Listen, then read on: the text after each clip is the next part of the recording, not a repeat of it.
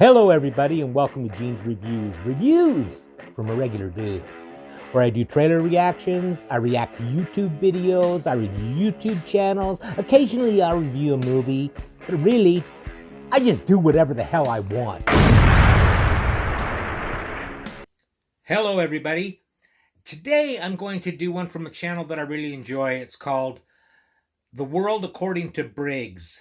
I don't know if any of you have seen that channel, but he just goes around different states, and it's mostly in the United States, and just talks about different things. And this video is the top 10 places where people have disappeared in the United States. So, get my headphones on here. It's kind of along the lines of the missing 411 thing, except this is 10 places, the top 10 places that people have disappeared in the United States. Let's check this out right now. What is going on, everyone? Have you ever just wanted to get away? People do it all the time. Sadly, sometimes they didn't plan it that way. People have mental breakdowns, people encounter foul play, they get lost at sea, and some people think little green men snatch them up and do experiments on their backside. Did you know that there are places in the United States where more than a few people have just disappeared without a trace? Like poof, they're gone, never to be seen again. People have theories on what happened, but no solid proof. I mean, occasionally it's safe to assume that if a person fell overboard while boating on a New Jersey lake or something, but there's no proof until they find that person or body, whatever the case may be. And that's what today's list is all about. Places where people have disappeared, never to be found again, more than once in a location. So, hey, lock your front door, grab a cup of tea, and watch my top 10 places people keep disappearing from in the United States.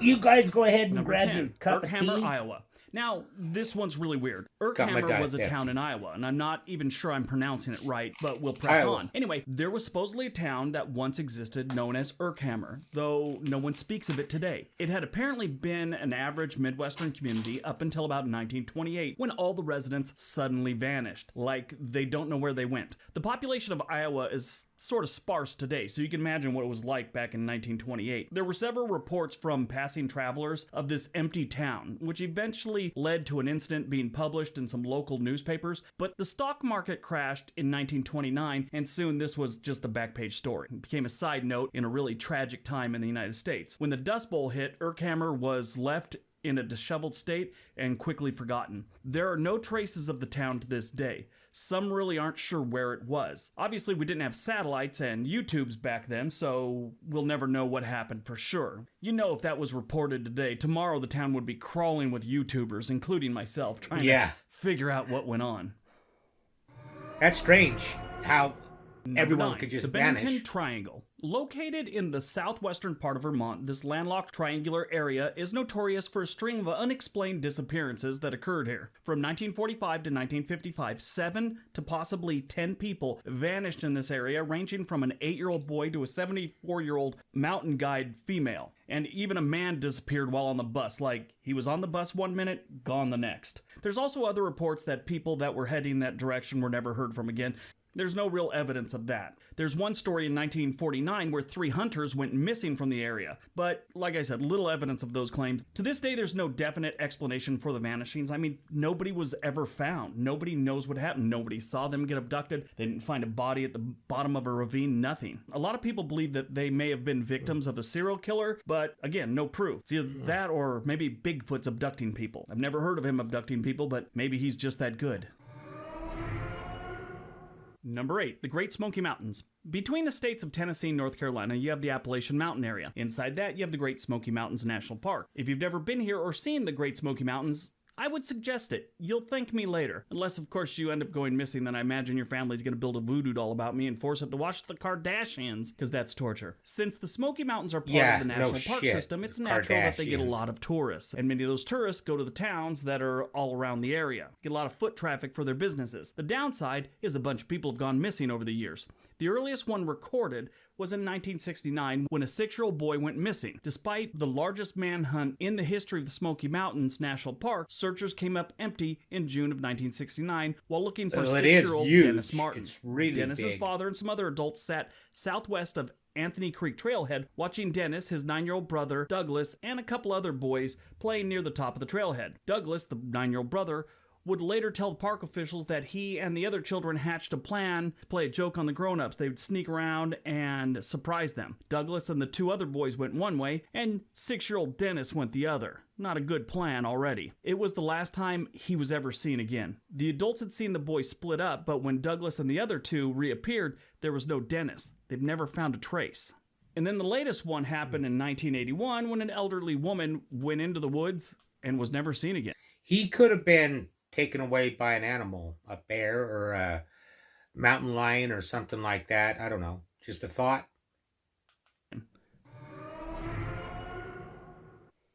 Number 7, Superstition Mountains. Out in the desert of Arizona near Phoenix sits the Superstition Mountains. Locals call it Superstitions. When the Spanish originally rolled through here, they called them Sierra de la Espuma, which I believe I pronounced it right. Anyway, it's been a long time since I took a Spanish class. But it means the mountain range of foam. I don't know what was going on with these Spaniards when they rolled through here. They were missing like bubble baths or whatever and just had bubbles on their mind. They called them the mountain range of foam. These mountains are not only known for their legends among the Apache people, who believe that this is the entrance to the underworld somewhere around these mountains, but who knows. It's also known for numerous disappearances that have occurred over the years. A lot of these people went missing and were found years later. Dead, obviously. And the strange thing about a lot of them, they were missing their heads. It's like some tradition around here. Find someone in the desert digging around and you chop off their head. I don't know. A lot of people go here over the, decades and centuries looking for the lost Dutchman's gold. They had another one in 1958. The identity of the person who disappeared is unknown. But in April of 1958, a deserted campsite was discovered over the northern outskirts of the mountain range. And the scene was pretty grim. Things like cooking tools, gun cleaning supplies, a Geiger counter, and some personal letters were left behind.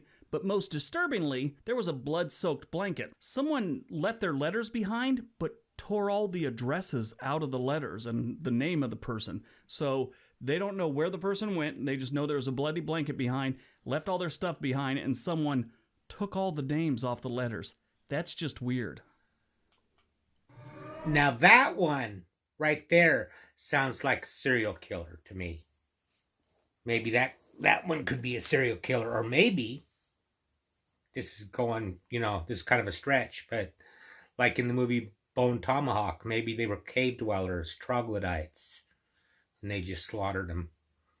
But why would they want to tear the notebooks apart and all that stuff? Why would they care about that?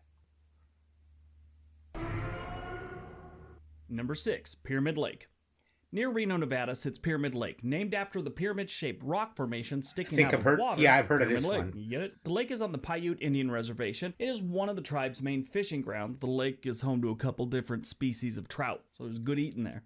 But this beautiful lake got some attention in the media and the internet when 2 men went missing there in 2017, leading to some speculations about what could have happened to them. It's been 2 years since Ron Hagwood and Quentin Johnson went missing, and there's a lot of theories out there. This even includes the idea that they were dragged underwater by spirits known as water babies. Yeah, water babies, yeah. They're these things that they make a crying noise, and when you look over to see if there's a baby in the water, they pull you in, never to be seen again. And it's also part of the Paiute legend. This is the thing about the lake. It is deep and it stays cold. This causes bodies that fall into the lake not to decompose.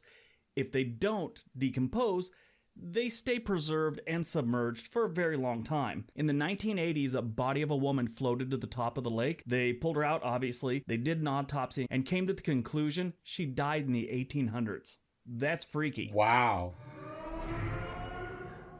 Number 5, the Nevada Triangle.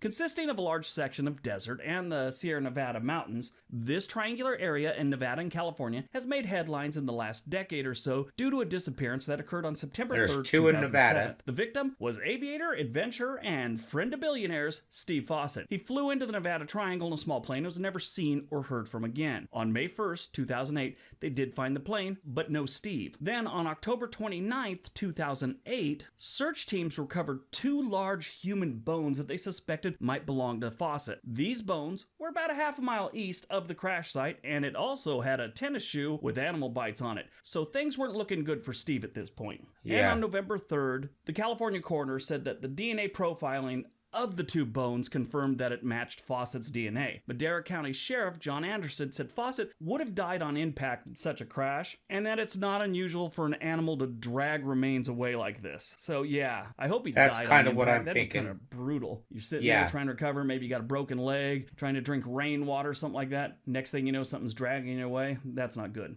But he's not the only one. A lot of other people have disappeared in this area. A lot of people think its close proximity to Area 51 has something to do with it. Some even think it's ghosts that attack planes. The Nevada Triangle has become an aircraft graveyard. In the last 60 years, hundreds of pilots who have ventured into this area never return. At least not alive. Number 4. One of the most popular national parks in the world is Yosemite in California. It is known for its beauty and its wide array of wildlife, which includes bears. That has been a problem since forever. Bears have always been a problem in most national parks. Back when I first visited Yosemite, they had these outhouses that you would sit in that only came up to like your shoulders, sort of like a convertible car. This way you could see if anything was coming towards you while you were doing your business. The good news about those things, that if you did see a bear rushing towards you out of the woods while you're on the toilet, you were already prepared what was about to happen to your bowels. No need for Metamucil. The bear kind of worked that out for you. Yosemite is known for the many disappearances it has seen over the years, 45 of which have never been solved, and that dates back to the 1800s. There's even stories about children who were spirited away from where they originally were in the park and end up in a completely different section miles and miles away. These stories are blamed by supernatural beings that supposedly occupy the area. One in particular was Stacy Ann Aris, who was 14 years old when she disappeared in Yosemite. She was part of a group of 10 people that were on a 4-day guided horseback trip through the park. On July 17, 1981, the group had reached some cabins that they were to stay overnight at. As everyone was eating and showering, she was last seen going over to some small lake not too far away to take pictures. They say the last person that saw her standing on a boulder about 50 yards away from camp. They never found a trace of her. Only 50 yards away, she had to have been taken Lake by Superior. something. One of the Great Lakes that sits along the border of the United States and Canada is Lake Superior, and it's gained notoriety over the years for the number of ships that it's claimed. The bottom of the lake is littered with wrecks that have been found, and some sit hundreds of years later waiting to be found. For this reason, the place attracts scuba divers and research vessels with remote submersibles that go down looking for sunken ships. Probably the most infamous is the Edmund Fitzgerald that went down in 1975. This was the inspiration for the famous folk song by Gordon Lightfoot called The Wreck of the Edmund Fitzgerald, which told the story of the disaster. There are over 70 big ships that have disappeared on Lake Superior. About 15 of those have never been found. That's not even counting the smaller ones that have gone missing. There's an old saying that was also in the lyrics to the Gordon Lightfoot song, but the saying is, Superior, they say, never gives up its dead.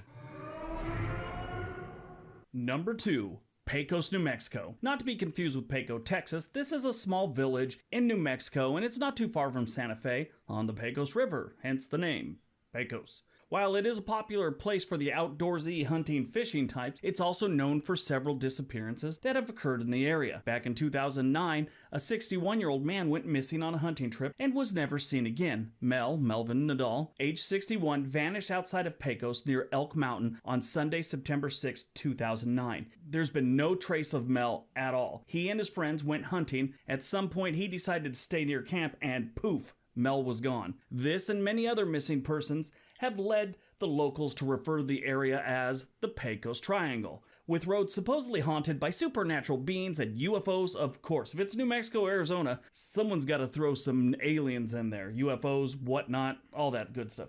Have you ever noticed whenever they got a couple too many people go missing in an area, they throw a triangle on it? I noticed that.